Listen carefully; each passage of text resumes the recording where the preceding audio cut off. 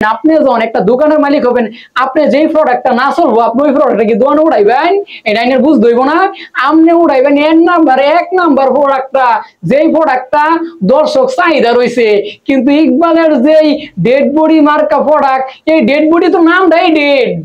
এই dead body product উড়াইয়া কিবা হ্যাঁ সিনেমাটারে বাঁচাইবো, কিবা হ্যাঁ সিনেফ্লেক্সে বাঁচাইবো? এটা তো মরা ছবি। কোথায় কে লেগে প্রেস কনফারেন্স করুন আর নিজের মানিজ্জত খাইন?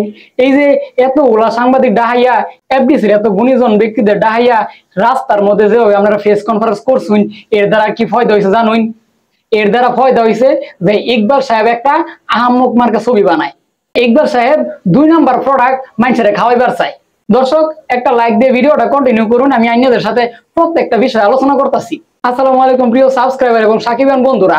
এই যে চলচ্চিত্র বা মিডিয়া পাড়ায় মেলা দিন ধরে 2018-19 পর, ওই যে পাসওয়ার্ডের পর মেলা দিন ধরে দেখতেছি এই ইকবাল সাহেব একটা ভাইরাস বাংলা চলচ্চিত্রের ভিতর ঢুকে গেছে।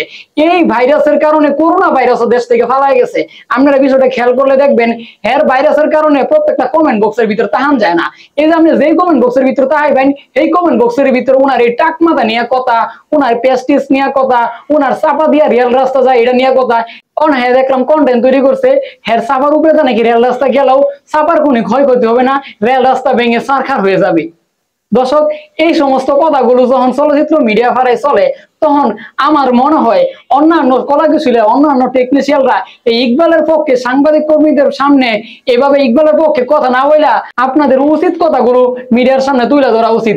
ওনাদের কারণে আপনাদের ইমেজ গুলো নষ্ট করতেছেন। আজকে এই যে সিস্টার সিনেপ্লেক্সের যে চেয়ারম্যান, উনি যে বাসটা দিয়েছেন, উনি যে বিদেশি বাসটা দিচ্ছেন, এই বিদেশি বাস খাওয়ার জন্য ইকবালের মতো একটা মোড়া ব্যক্তি উনি যে আরো কত বড় ফ্যাট হয়ে যাবেন আমার জানা নাই। আপনাদের জানা থাকলে অবশ্যই কমেন্ট বক্সে কমেন্ট করে জানাই যাবেন। এই যে ফ্যাট বেটা জীবনে কয়টা আলু খায়, দিনে কয়টা রুটি খায় এটা আমি জানি না, তবে উনি কিন্তু রীতিমতো শাকিব খানের পিছনে লেগে টাকা কামাইয়া সেই টাকা বস্তা ফসা ছবির পিছনে ডালেন, আর সেই বস্তা ফসা ছবি হলো ডেড বডি। আজকে এই ডেড বডি সিনেমা কিন্তু স্টার সিনেপ্লেক্স থেকে যে নামায় দিছে, এটা বড় কথা নয়। উনি যে প্রেস কনফারেন্স কইরা স্টার সিনেপ্লেক্সের চেয়ারম্যান যে ফসাইতে গেছেন, হ্যাঁ নিজে ফইচ্চা গন্ধ ছুটতাছে। এই গন্ধ ঠেলায় এখন আর মিডিয়ার পাড়ার ভিতরে, এখন সোশ্যাল মিডিয়ায় বা এই যে ফেসবুক ইউটিউবে ঢুকুন যায় না। আমি যখনই না ইউটিউবের ভিতরে ঢুকিয়ে দিই, গন্ধ গন্ধ, এই সমস্ত গন্ধ রে ভাই। আজকে ওনারা যে বাসটা দিল সিনেপ্লেক্স, আপনারা ভিডিওটা দেখাই আপনাদের একটু। ছবি যদি আমার এখানে না চলে, এটা আমার দোষ না, তাদের ব্যর্থতা। তারা দর্শক আনতে পারেনি, তারা এটা প্রমোশন করেনি, তারা ছবিটা হয়তো ঠিক মতো বানায়নি। মানে এখানে গডফাদার আনতে চায়, আমি জানি না কি বলতে চাচ্ছে তারা, কি আনতে চায় এখানে, যে কি কন্ট্রোল করতে চায়, যে তারা যা ইচ্ছা তাই মুভি বানাবে, আমাকে জোর করে এটা আমাকে দেখাতে হবে, এটা তো হতে পারে না, এটা তো কেউ এটা করতে পারে না। আমি যেটা বললাম, আমরা হচ্ছে একটা শপ, আর ওটা হচ্ছে একটা প্রোডাক্ট। মানসম্মত প্রোডাক্ট আমাকে না দিলে আমি আমার দোকানে রাখবো কেন? সেম জিনিস। আমার কথা হলো, এটা কেউ কোনোদিন বাধ্য করতে পারবে না আমাকে, দরকার আমি ব্যবসাই করবো না। একবারে ঠিক আছে, বুঝছুন, একবারে ঠিক আছে। এই যে স্টার সিনেপ্লেক্সের যে মালিক, উনি কিন্তু ভদ্র ভাষায় কথাগুলো বলে দিচ্ছেন। উনি কিন্তু বলছেন যে এই যে আমার যদি 2 নম্বর প্রোডাক্ট দেয়, আমি মনে করেন যত সেলিব্রিটি হোক, যত পাওয়ারফুল লুকি হোক, আমার যদি 2 নম্বর প্রোডাক্ট দেয়, আমি এই প্রোডাক্ট কি চালামু? আমি চালাইতাম না। প্রয়োজনে আমার সিনেপ্লেক্স আমি বন্ধ করে দেম, তারপরেও আমি কিন্তু এইটা ছবি চালাইতাম না। যেটা ছবি দিয়ে আমার সিনেপ্লেক্সের দর্শক মুখ ফিরিয়ে নেয়, সেইটা ছবি আমি চালাইতাম। আমার কি পাগলা কুত্তা কামড়াইছে? আইনারা এইটা বুঝতেই না, বুঝছুন। এইটা বুঝতে গেলে অনেক মেধা লাগবো। এই যে সিনেপ্লেক্স গুলোর, এই যে স্টার সিনেপ্লেক্সের যে এত মান, এত নাম, ওনাদের সিনেমা সিঙ্গেল স্ক্রিন গুলো বন্ধ হয়ে গেল, সিনেপ্লেক্স গুলো যে বন্ধ হয় না কেলি গিয়া, হ্যাঁ গো সিনেমা হলের ভিতর মানসম্মত সিনেমা চালায়।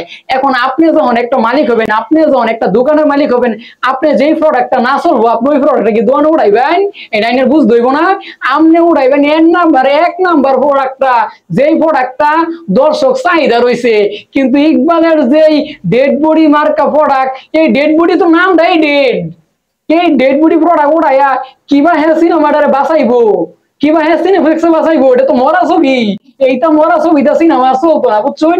আজকে যে বাসটা খাইছুন, আজকে যদি আপনার রীতিমতো ন্যূনতম জ্ঞান থাকে, তাহলে এই বাসের ব্যথার চাপে, এই যে ইন্ডিয়াতে বাসটা ঢুকছে, এই বাসের ব্যথার চাপে আজকের পর থেকে আর কোনদিন এইটা সিনেমা বানায়েন না। আর বানাইলেও সাকিবের পিছে লাগবেন না। সাকিবের পিছে লাগলে অন্তত সাধারণ অডিয়েন্স আপনার ছবি একবার যাইতো না।